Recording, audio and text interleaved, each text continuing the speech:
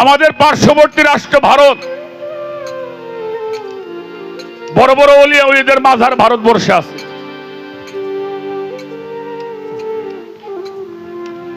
আসাম প্রদেশ,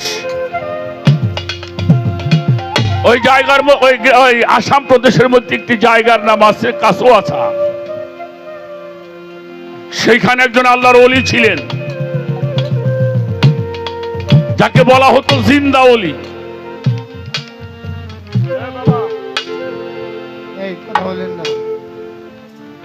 জিন্দা ওলি ফাতেউল্লাহ রহমাতুল্লাহি আলাইহি। হাজার হাজার ভক্ত ছিল মানুষটার। বেশ কিছু ভক্ত হিন্দু ছিল, কারণ ভারতবর্ষ তো হিন্দু এলাকা। অনেক ভক্ত হিন্দুরা।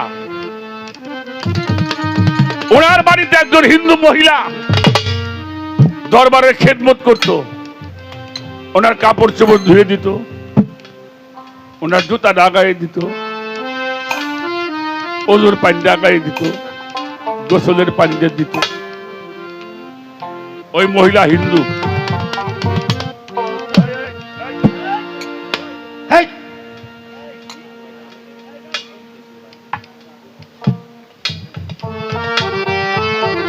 কথা বলে না শোনা।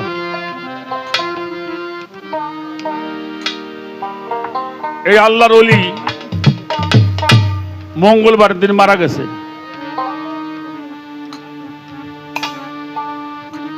মঙ্গলবারে মারা গেলে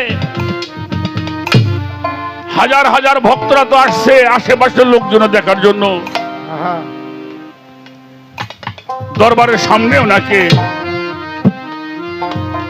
খাটিয়ার মধ্যে শোয়াই রাখছে। ওনাকে গোসল করানো হবে। ওই হিন্দু মহিলা ওনার মনে মনে টার্গেট, উনি একজন আল্লাহর ওলি, আল্লাহর একজন পিয়ারা মানুষ, উনি মঙ্গলবারে মারা যাবে কেন?